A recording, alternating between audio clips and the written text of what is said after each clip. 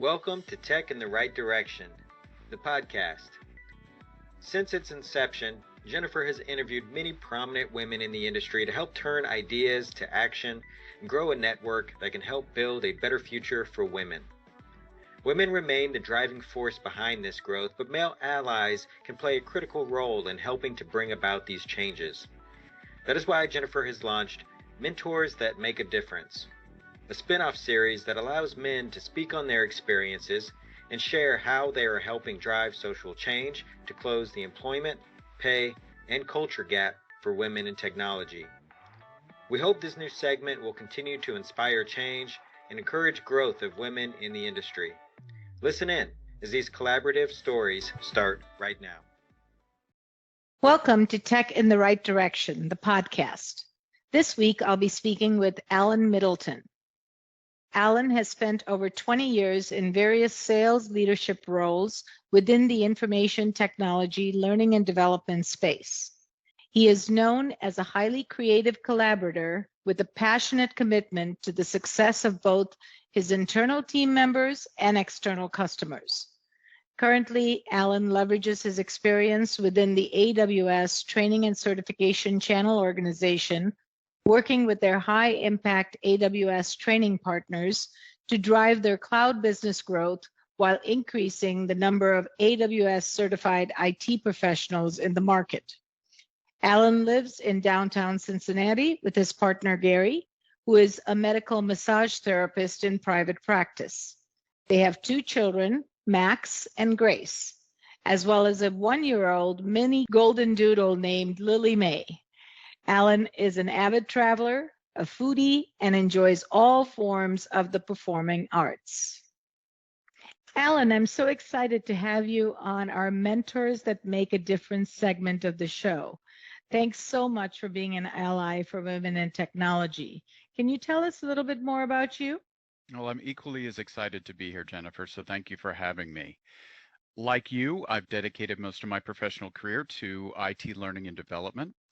I started as an account manager over 20 years ago and have since transitioned into sales and marketing leadership roles with many of the most well-known brands in our industry. I currently serve as a partner development manager with AWS Training and Certification's North American Channel organization.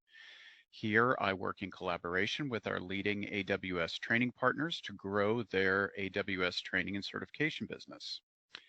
I live in downtown Cincinnati with my partner. We have 2 children. My son lives in Los Angeles, where he's building a music career.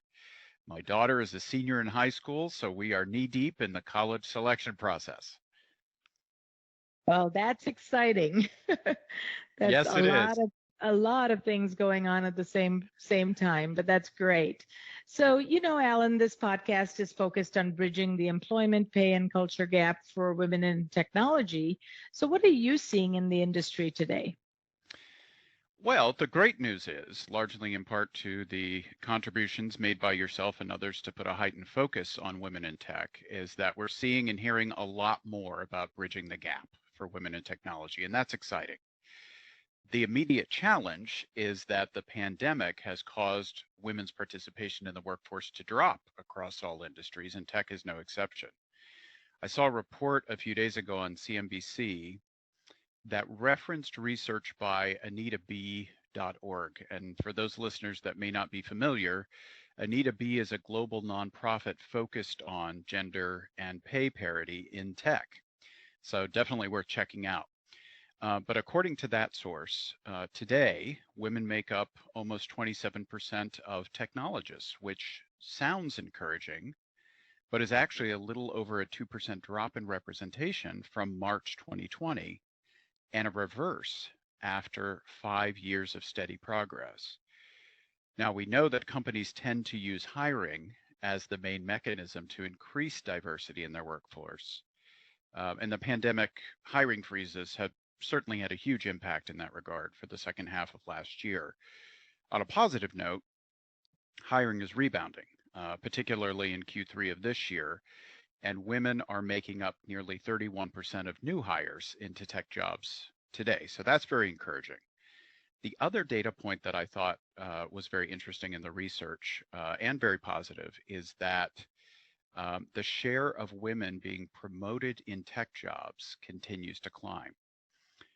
And the share of women as tech CEOs jumped from 3.9% in 2020 to 10.9% in 2021, which is outstanding and hopefully signals accelerated progress in 2021 and beyond.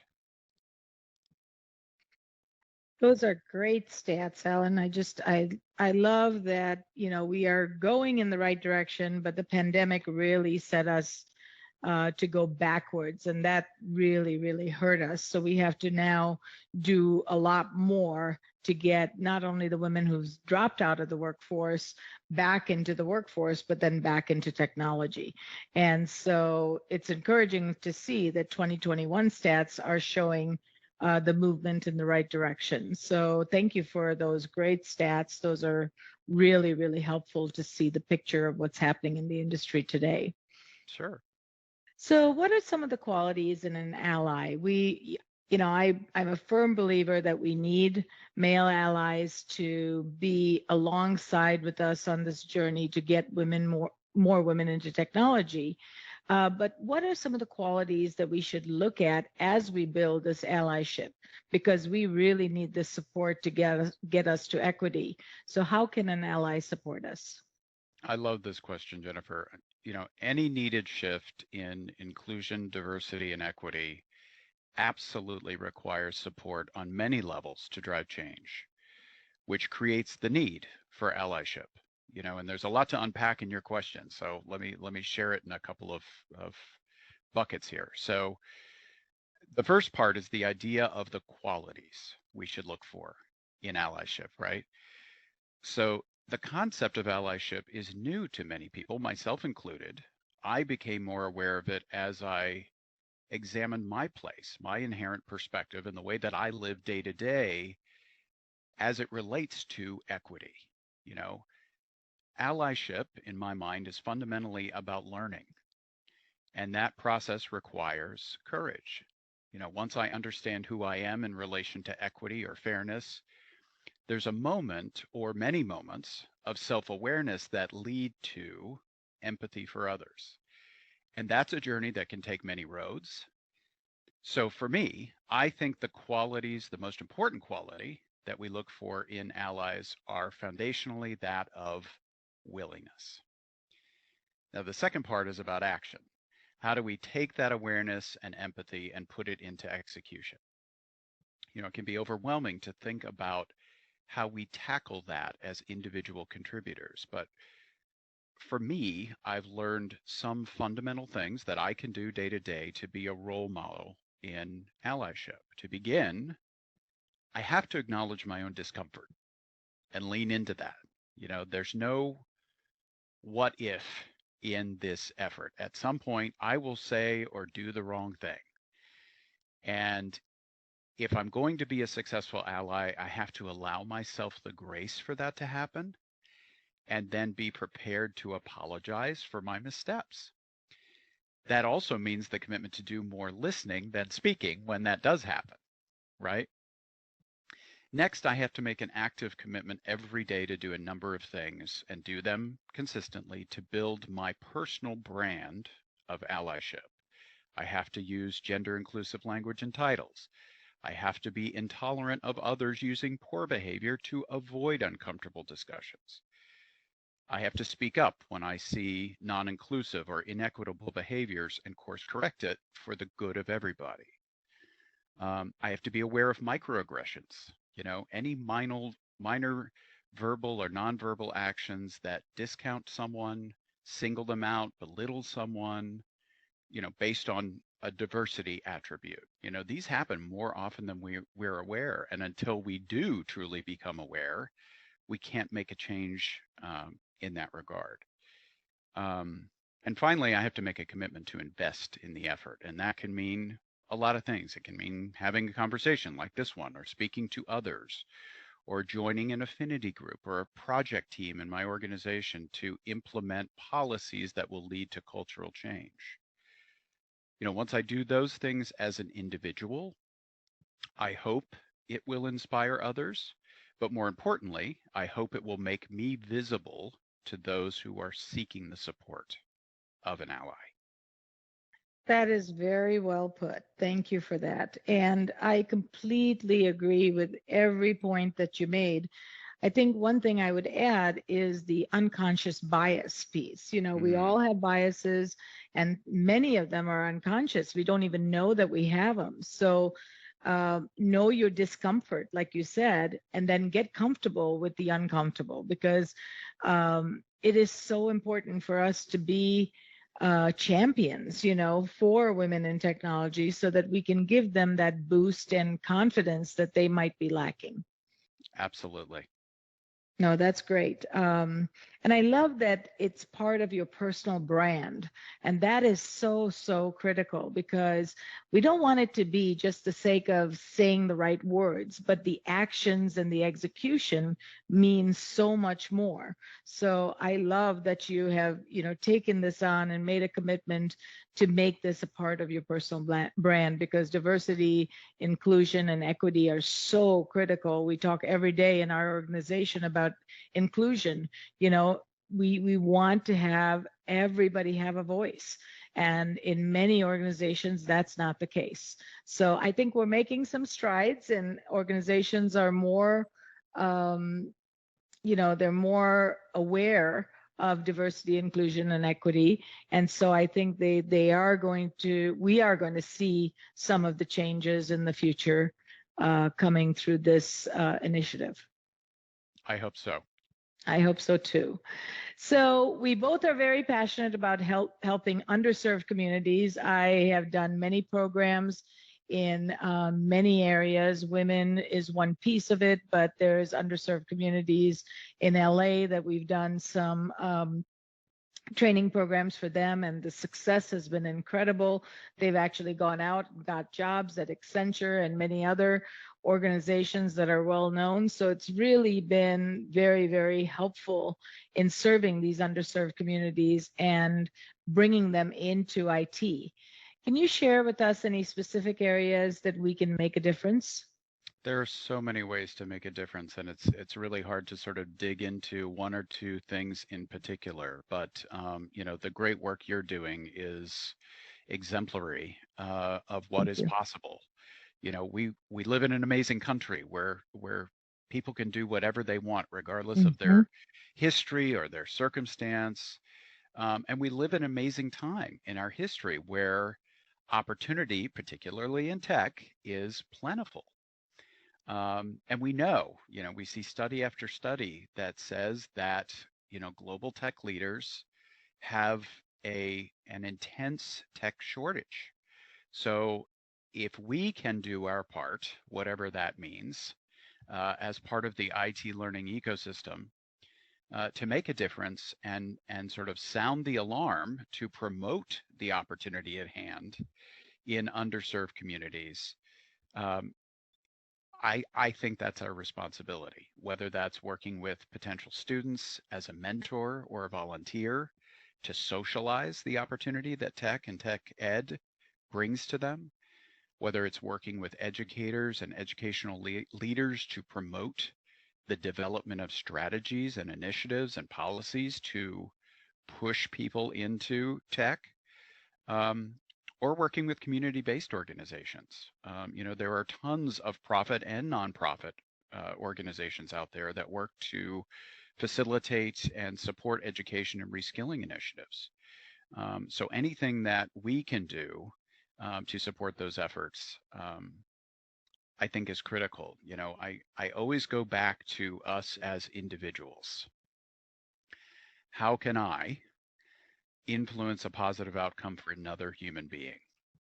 You know, the old How can we corporate make a difference? give, yeah, the old corporate give get Yeah. as a basis for every decision is, no longer positively received. How do you and I create opportunity for underserved individuals today in non-traditional ways to help and give to our collective community? I personally believe that that comes back in spades. I in lots agree. of different ways. Hmm. So I don't know if I have a great answer for anything specific you can do, but at the very least, go get involved and find a way to make a contribution. That's perfect. No, that's great. Education is something that's so important, and skills are so important, not only to build confidence, but to then get a career in IT moving forward. And so we focus on that, and we're both in, skilling. But the other area to think about and keep in the back of your mind is devices. Many of the underserved communities don't have the resources to have devices. We take it for Mhm. granted. I have multiple devices, and we don't think about people that don't even have one device. Right. So that's an area I'm really starting to focus on to say, okay, how can we get more devices? Into the hands of underserved communities. And then broadband, there's definitely this divide where many people don't have broadband. I know at the pandemic Mhm. start, I was watching the news one day and they said, homeless people were actually like sitting outside on picnic benches near schools or Starbucks and trying to get broadband so that their kids could learn. Yeah. And it just made me think, wow, we take so much for granted on a daily basis. Yes, we do. Yeah. Did you know that there is an increase in the number of women leaving the tech industry? As a woman owned business, Directions Training has made it our mission and passion to change this statistic. That's why Jennifer created this podcast. We showcase insight from everyday women for everyday women in the tech industry. Do you know other people that would benefit from tuning in? Share the link and help us drive the advancement of women in the tech industry. Do you have a journey or know of someone that our listeners would benefit from hearing about? Reach out to us at directionstraining.com/podcast. Don't forget to follow us on LinkedIn, Facebook, and wherever you find your podcasts. Now, back to the show. So today, many organizations have a focus on diversity, equity, and inclusion, like I mentioned. What are some best practices that you're seeing around creating a diverse and inclusive workforce? Are there any things that maybe Amazon is doing or others that you've seen that really are great best practices that our listeners can take and maybe implement? Sure. So first of all, I'm grateful to work for a company whose mission is to be Earth's most customer-centric company Nice. and is always seeking to better serve our customers. And that means internal customers, employees, and external customers. And that requires a commitment to innovation, but it also means that we have to have the right builders in place to drive that. And that's where diversity is key. Encouraging different points of view, sharing different experiences so that our perspectives are broadened and the way that we understand our customers is broadened so that we can meet demands of all kinds of populations, right? So McKinsey, in fact, has a couple of great reports, if you haven't seen them, that reference the statistical correlation between team diversity and financial performance, which are pretty profound. So there's a 2020 report called Diversity Wins. And that report shows that there is a 25% uplift in profitability when teams at executive levels are diverse. So that's just profound in my mind. And so what are the best practices? So the organizations that are doing the best job are doing so very intentionally. They're creating a roadmap to go from being reactive to ID&E to proactive and intentional with ID&E. And I hope that's a trend we'll start to see continue as people sort of become woke to the fact that ID&E is so important in Mm-hmm. today's world, starting the conversation, assessing the current state, making an institutional commitment to success, and then investing in projects and programs that will have an impact with employees and customers.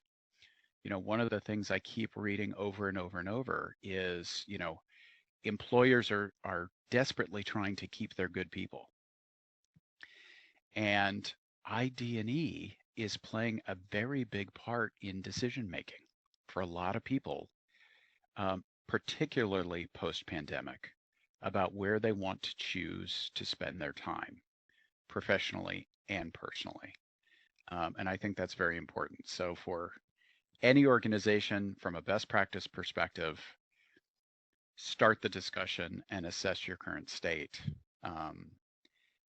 to be able to get buy-in to move forward. Because if you don't, you're going to get left behind. I think that's 100% accurate, is to have a plan, be proactive rather than reactive, and execute on that plan. A lot of times, people will just ad hoc say, oh, we're going to focus on diversity, and there's no plan around it. So Right. it is critical to have that plan and then execute on that plan, because then you will see results. And I'm glad you mentioned the McKinsey a study on the profitability. I think that is huge. 25% greater profitability in an organization, because you have a diverse set of ideas. They're bringing different thoughts to the table, and that really helps you grow. So I love that. So let's switch conversations from diversity into leadership next, because I believe everybody needs to demonstrate leadership abilities. And it doesn't matter what your title is, but you can be a leader in whatever title you have. So what are some of the steps that leaders can do more of to step up their game? I'm sure you've seen, good leaders in your careers and not so great leaders in your career. What stood out? Absolutely, and I personally strive to be a great leader in my organization day to day at whatever level or whatever contribution I make. So, I think a lot about that. And when I think about the leaders I admire, they all have a few things in common. And I think the one thing that stands out most for me is inspirational vision. Goal setting with an outcome beyond a margin or a profit. What are the tangible or intangible benefits of what our work leads to that inspires us to be successful? These tend to be the leaders I'm drawn to, because they ignite opportunity, and they ignite the need for innovation, and they ignite excitement.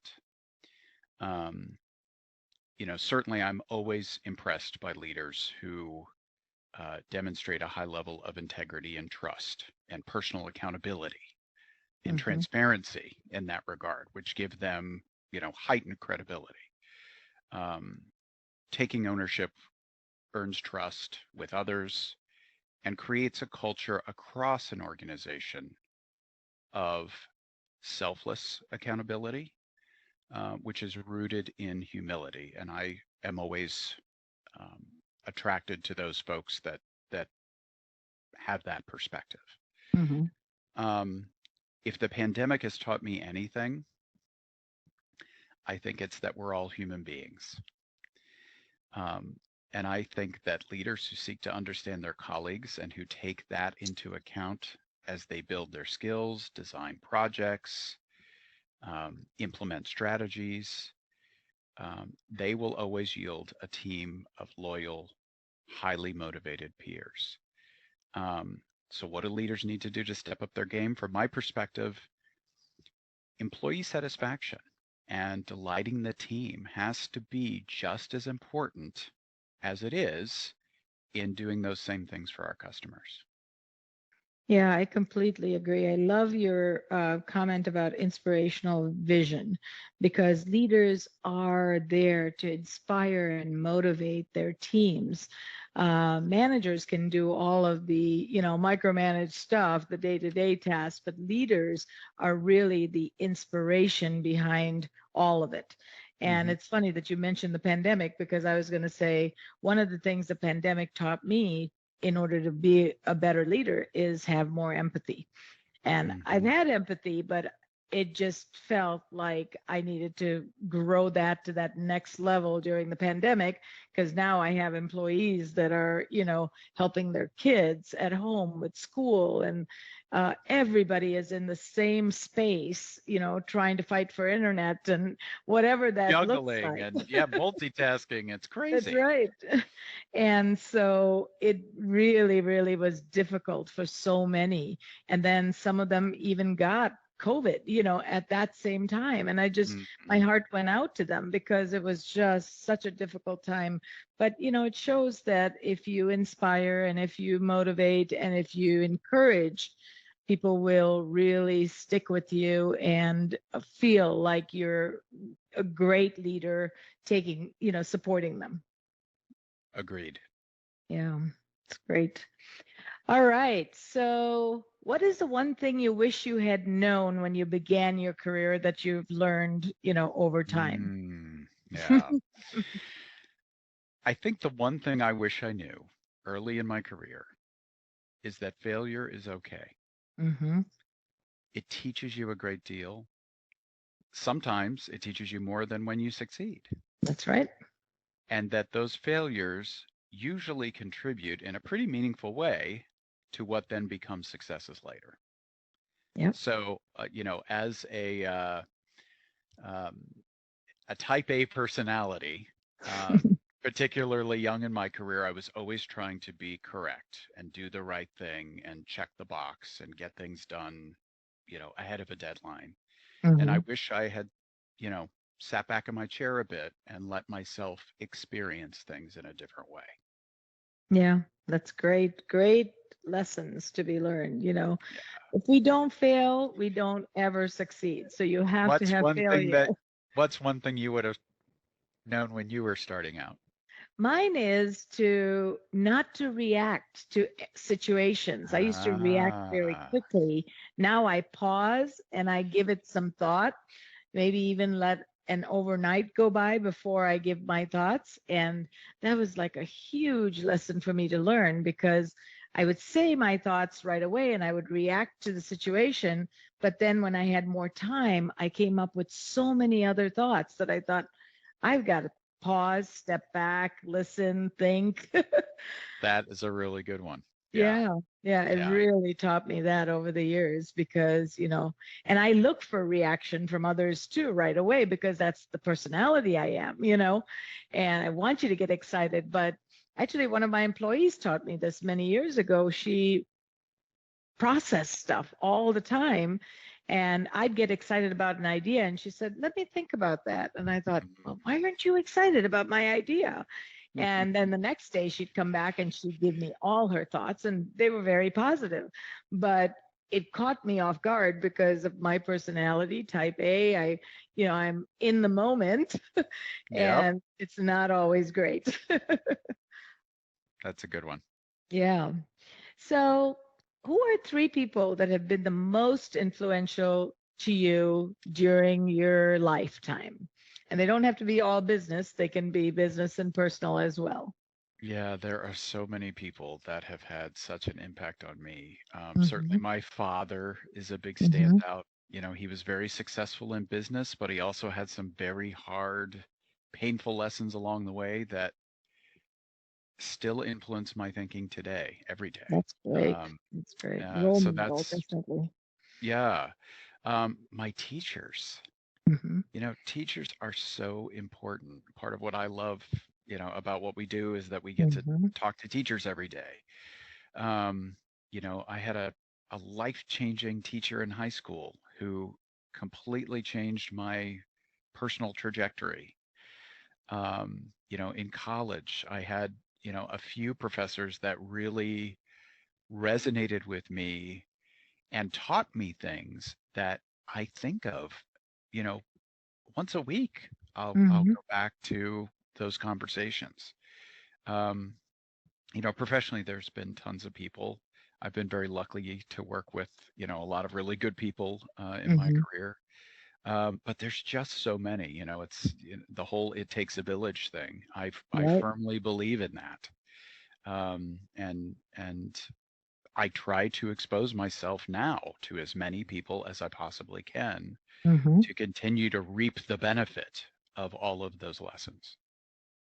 I love that. It's really pausing and thinking about the journey and thinking about how many people really influence your life. And I think teachers is such a great example because I just this last weekend did a call, a virtual meeting with friends from high school, so like over 40 years ago. Oh, And so I wow. don't really talk to them that often, but in just talking to them, there were six of us, and it was amazing to see that we all had the same teachers and we all have the same, uh, you know, thinking about education and how important that is, and all of them were just brilliant, and I was like, Hmm. wow, this is from the teachers that we got growing Yeah. up that made Yeah. the difference. So I'm glad you mentioned that. And then your father, that's amazing, with a role model that he was, not only successful in business but then taking time to really be that role model for you is huge, because it's not easy to do when you're No. so busy running a business or running your career. It is, sometimes family doesn't take the front seat. And so for Yeah. him to do that, that's really great. Yeah. That's awesome. I love that. So I've really, really enjoyed our time together. So in closing, what advice would you give to a woman considering a career in the tech industry? I think I would say two things. One, pick your top 5 companies. Mm, Whatever reason, whether it's product or mission or personal, passion, whatever, and go seek internship with them. Start where you want to land. Try a mhm, couple different companies. See how their cultures feel.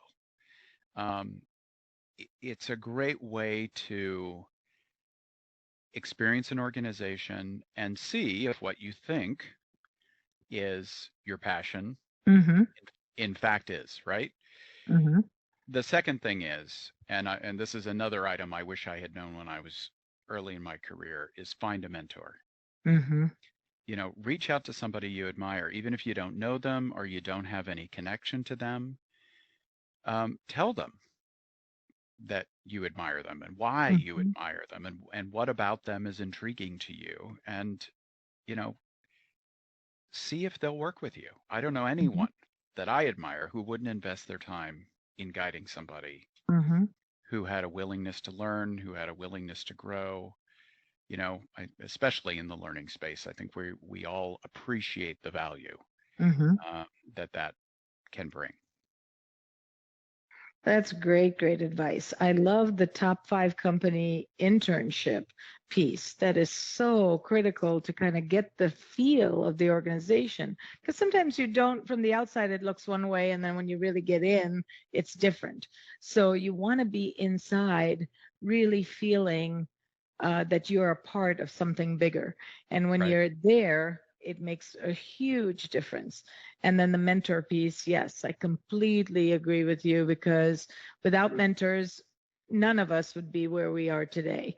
That's right. I think we need people to really guide us. And like you said, if you find somebody that you admire, reach out to them. Most 100% of the time, I would say they would say yes. And they might be able to dedicate, 1 hour to 5 hours, just doesn't matter, but at least you have that person guiding you. So those are great, great pieces of advice. Thank you for that. So in closing, Alan, can you share with our listeners how they may get a hold of you? Sure. Well, I'm definitely out there on LinkedIn. I have all my personal contact information readily available there as well. So if folks want to reach out to me via that channel or just ping me directly with my email or phone number that's listed there, I welcome any conversation. That's great. Well, thank you, Alan, so much. This was an honor and a pleasure to have you on the show. I just love that you are such a strong ally for women in technology. Continue to support us, continue to carry that flag with us, and we really appreciate all your efforts and your allyship. So thank you again. It's my pleasure and my privilege. So thank you, Jennifer, for the time. Thank you. Thank you for listening to Tech in the Right Direction. Please take a minute to subscribe or follow so that you never miss an episode. Also, don't forget to like, share, and comment. Thank you. See you next week. From IT skill enhancements to end-user adoption training, Directions Training is your resource to help optimize the effectiveness of your technology investments. Over 500,000 students have taken advantage of our wide selection of technology and business training solutions covering the most popular applications today, such as Microsoft 365, Azure, Windows 10, and more. As a podcast listener, we invite you to take advantage of an exclusive offer. Receive 30 days of free access to our Microsoft official curriculum on-demand courses for IT professionals or end users. Visit us at www.directionstraining.com/podcast to claim this offer today. Hurry, this offer is only available for a limited time. Success is a journey. Ask for directions.